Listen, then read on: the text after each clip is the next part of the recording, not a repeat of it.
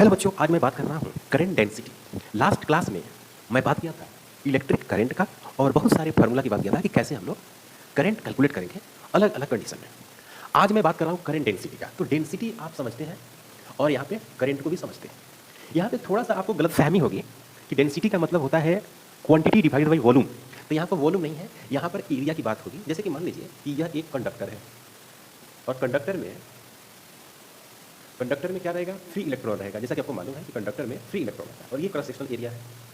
इसमें इस तरह से चार्ज चल रही है, पॉजिटिव चार्ज। क्योंकि लास्ट क्लास में आपको बता चुका हूँ कि पॉजिटिव चार्ज की दिशा जिधर रहेगी उधर करंट की डायरेक्शन होगी। तो ये हो गई करंट की डायरेक्शन और ये है एरिया, क्रॉस सेक्शनल एरिया। तो ये हो गई एरिया वेक्टर, मतलब कि क्रॉस सेक्शनल एरिया।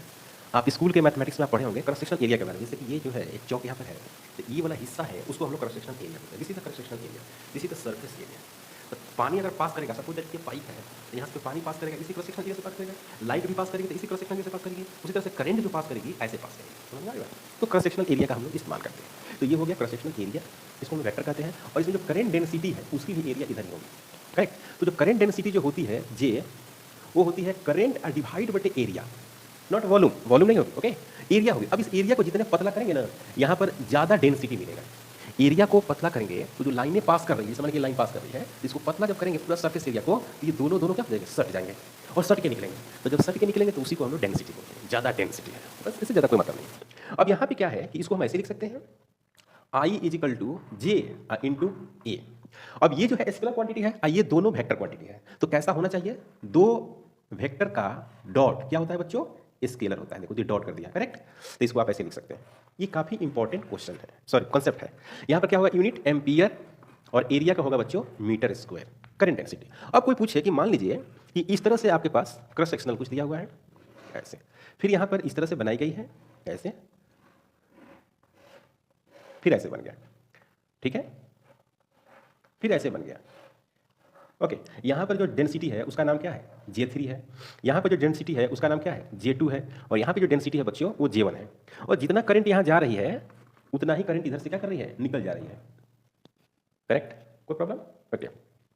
तो आपको बताना ये है कि कौन सा डेंसिटी ज़्यादा है। जैसी बात है कि जो मैं यहाँ डिस्कस किया हूँ उसके अकॉर्डिंग आप बताएंगे कि J3 बड़ा है। अगर करंट डेंसिटी की बात करें तो J3 greater than J2 greater than J1। लेकिन करंट जो है वो I1 I2 I3 है, ये कांस्टेंट है। क्योंकि करंट का मतलब होता है चार्ज पासिंग पर सेकेंड। तो इसमें भी चार्ज पास कर रही है, उतना ही चार्ज इससे पास कर रही है, ओके। एरिया इसका बड़ा है तो धीरे धीरे पास कर रही है, थोड़ा सा एरिया कम हो गया जल्दी पास कर गया, और एरिया कम हो गई तो और जल्दी पास कर गया। मतलब कि अमाउंट सेम पास कर रही है, तो मतलब कि करंट क्या होगी, सेम हो गई, करेक्ट। कोई डाउट, ओके। यहाँ पर कोई पूछ सकता है कि इसकी पोटेंशियल V1 है, इसकी पोटेंशियल V2 है और इसकी पोटेंशियल V3 है। तो यहाँ पर ये पूछा जा सकता है कि ये बताओ कि इसमें पोटेंशियल क्या होगी। तो मैं कह रहा हूँ कि इसकी जो लंबाई है वो L3 है, इसकी लंबाई L2 है, इसकी लंबाई L1 है। तो अगर आप लिखते हैं कि L3 greater than L2 greater than L1 है, तो आप एक फार्मूला जानते हैं, कौन सा फार्मूला बच्चों, potential is equal to electric field into L। We have discussed in electrostatics relation between electric potential and electric field. Potential as a function of length increase then electric potential increase, where electric field remains constant, okay. Electric field is constant, so E equal to constant. तो क्या लिखेंगे बच्चों, देखो L3 बड़ी है, इसकी लंबाई बड़ी है, तो इसके बीच जो पोटेंशियल डिफरेंस है, इसके बीच के पोटेंशियल डिफरेंस से ज़्यादा है, आप समझते हैं। तो आप क्या लिखेंगे कि जो V3 है पोटेंशियल, V2 वो बड़ा है, ओके। अब क्या करते हैं कि थोड़ा सा डिफरेंट टाइप्स के फार्मूला बनाते हैं करंट डेंसिटी का। तो करंट डेंसिटी में अभी तरह की बातें करते हैं। एक ये हो गया क्रॉस सेक्शनल एरिया, और इसको हम क्रॉस सेक्शनल एरिया इस तरह से दी जाएगा, यहाँ भी क्लोज पॉजिटिव चार्ज कर जाएगा। This is the cross sectional area and this is also a cross sectional area. But in concept of cross-sectional area, as we know that cross-sectional area is always perpendicular to the surface. This is the cross-sectional area. This is theta. We consider this is theta. Yeah, this is theta. Suppose that this is theta. We consider. Now, this surface rotated in like this, and from here again theta decreases. Suppose that this point displaced at this point. तो क्या होगा, theta धीरे घटेगी और कैसे हो जाएगी, इस तरह से। तो आपको क्या मिलेगा कि ये जो थीटा है, जब इसको आप रोटेट ऐसे करेंगे तो ये भी क्या करेंगे, ऐसे रोटेट करके सीधा होगा, ओके। यानी कहने का मतलब ये हुआ कि करंट किधर है, अब करंट डेंसिटी क्या है, करेक्ट, करंट डेंसिटी किधर। तो जो ये फार्मूला लाए हैं उसी तरह से लिखना है, I equal to J dot A। अब क्या लिखेंगे बच्चों, J A cos theta, very important. तो I equal to J A cos theta, theta theta is the angle between, theta angle between J vector and a vector. So this is a vector and this is j vector. Angle between a vector and j vector is theta. Theta may be 0 degree, 90 degree, 180 degree. It is theta changes, current also changes. So this is a mathematical formula. इस फॉर्मूले में कोई fees नहीं दिखता, fees की बात करें, ये सारी बातें दिखती हैं, ठीक करेक्ट। तो हम बात जो कर रहे हैं वो है करंट डेंसिटी। तो अब क्या करते हैं कि करंट डेंसिटी को आगे इसको हम लोग प्रोसेस को आगे और बढ़ाते हैं। आप इसको कॉपी कर लो। अब करंट डेंसिटी में हम लोग ये देखना है कि जब कांस्टेंट रहेगा तो क्वेश्चन को कैसे सोल्व करेंगे, और जब वेरिएबल रहेगा तब क्वेश्चन को कैसे करेंगे। कांस्टेंट रहेगा करंट डेंसिटी, तो करंट निकालना काफ़ी आसान है। पहला इसमें ये when current density constant, when current density constant, constant. In this topic, we will discuss how to determine electric current in case of current density constant. Correct? Suppose that this is I is equal to J A and cos theta. J A cos theta. J given, A given, theta given. We can find theta. Suppose that theta equal to 0. How to diagram look like? This diagram look like this. This is the persisting area. Current passing like this. This is positive charge flow. Current density, current, and this is the cross-sectional area also. The direction of area and direction of current. So theta is 0 and theta is 0, that is cos equal to cos theta equal to. So I equal to J into A. Now J is the constant. A equal to pi r square. This is the cross-sectional area. This cross-sectional area having radius r. So area of this cross-section will be pi r square. This is the basic mathematics. You have studied in 8, 9 class some important concepts about cross-section. Okay. Now, suppose that we have to determine J, we can write I divided by pi r square. If I equal to constant,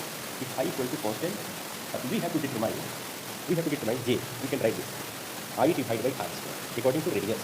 That is J1, J2 equal to r2 square divided by r1 square. This type of question may be asked to NEET and JEE also in board. Because this is exactly only for JEE and NEET, not enhanced. I am not talking here for the enhanced. First part was current density constant. Second part is current density variable. Current density is a variable.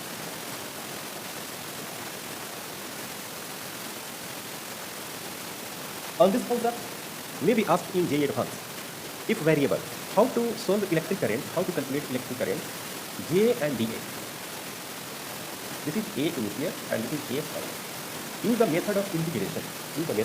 Suppose that we have a question, simple question. Find I. We have to calculate I, current. This is the disk. Suppose this is the disk. Okay. This is the center, this is the radius of the disk. Now current density of the disk is changed K into small r. The small r at the center is 0, so current density is 0. And we go away from the center, current density also change. We go from the center outside, r increase, so current density increase. So this is the variable. We have to find current. Write this concept. Okay. How to determine electric current in case of variable current density? This is solution. Very important. This is the solution. Okay. Consider this is the R radius. A small elementary disk. This is a small elementary disk. Consider this is the dA, a small area. This is the capital R. How to determine dA? This is the dr, correct? This is dr, small dr. So inner radius. What is the inner radius? R inner radius is equal to small r. This is the inner radius. ये जो disc है उसमें दो area है, एक ये inner area है, एक क्या है, ये आउटर एरिया है। मतलब कि एक हो गया इनर रेडियस, एक आउटर रेडियस क्या होगा, यहाँ से लेकर यहाँ तक, करेक्ट, यहाँ तक। तो क्या लिखेंगे, आर फाइनल या outer area R plus D R, correct. How to determine D A? D A equal to, how to determine D A, pi R plus small D R square minus pi R square. Any doubt? Pi A plus B the whole square pi R square plus pi D R square plus 2 pi R D R minus pi R square. Correct? dr is very small. This is very small. So a square will be also small. Small values का अगर square करते हैं तो और small हो जाता है. तो टेंस टू क्या कर गया बच्चों? 0. तो बच गया क्या? 2 pi R D R. This is the D A. Okay. Now I equal to J and D A is equal to I equal to J is equal to K small R and D A equal to 2 pi R and D R. Correct? 0 to capital R. What is the radius? 0 to capital R. This is the K, 2, K and pi is the constant. R square and dr 0 to capital R. This question up to level advanced. This type of the question can be asked in advanced, J advanced. Okay. Now simply we integrate and we get result. This is I equal to 2 K pi. This is the r cube divided by 3 minus 0. This is the I equal to 2 pi k r cube divided by 3 and this is the answer. Current at that point. Current at that point. What is the current at that point? Because radius from center to the outer surface is capital R. We have to integrate 0 to capital R. So this is the current. ये काफ़ी important है concept. तो आज हम लोग बात की है करंट डेंसिटी की. ओके. अब इसमें हम क्या करते हैं, नेक्स्ट वीडियो में करंट डेंसिटी और ड्रिफ्ट वेलोसिटी की बात करेंगे. तो ड्रिफ्ट वेलोसिटी में बहुत थ्योरेटिकल बातें होती है, तो मैं थ्योरेटिकल बातें कम करूंगा, मैथमेटिकल बात ज़्यादा करूंगा. Derivation like. ओके. चैनल पर नए हैं प्लीज सब्सक्राइब करें, शेयर करें. Thank you.